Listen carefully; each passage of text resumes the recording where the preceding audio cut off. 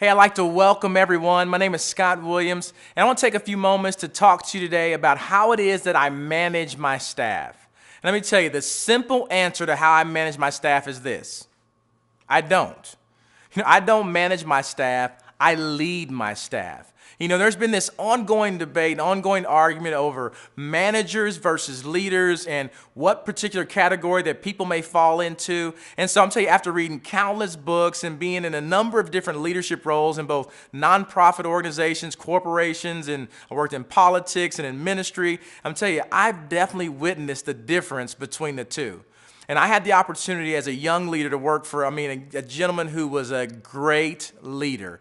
He was the consummate leader. And his name was Marvin Wiedemer. He taught me some of the best leadership principles. And I really summed it up to this acronym that I call BECK. And he, again, was the consummate leader. And so as I'm sitting here thinking about Marvin, what he did, the B for BECK, it's B-E-C-C, but the B was believe. He always believed in me. He believed in me. He believed in others. And I'm telling you, the E was he encouraged me. He encouraged me to be more, to do more. He was always an encourager. The C is he challenged me. He challenged me to dream big, to think bigger, to do more. He challenged me spiritually, he challenged me professionally. And the last C, probably the most important, is he corrected me. If I got a little bit off balance, he always would correct me and bring me back in line. And I'm going to tell you, as we look at leaders and managers, both have their role. But in their simplest form, here's the deal. Leaders develop followers, and managers manage people and things. And so leaders don't have subordinates because they're in the business, again, of developing followers, in the business of developing other leaders. Where managers, on the other hand, they have to have subordinates. It's all about positional equity and telling subordinate Joe or subordinate Sally to go make this widget and make it in this way. A leader, on the other hand, they're not worried about some positional equity or some formal authority because they know that they're in the business of creating a tribe and developing more leaders. And what we have to understand is that the business of following, it's voluntary.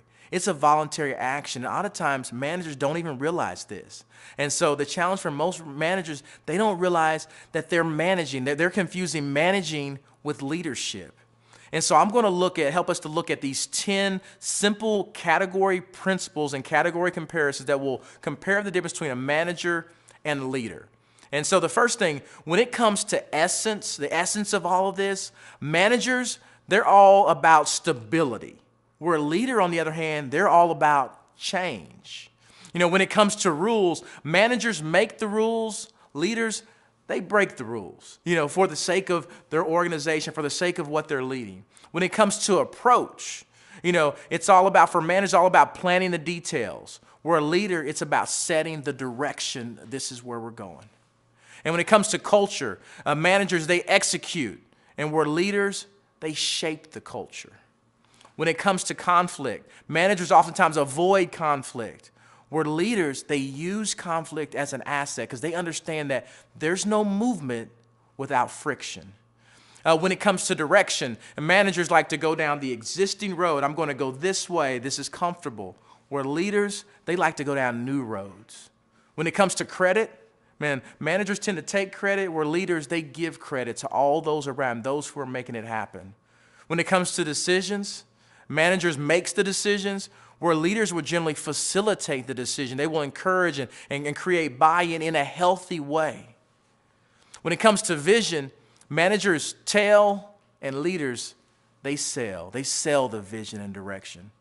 And this one is really important, the last one, number 10. When it comes to style, managers are generally transactional. And what are the transactions to get this from there?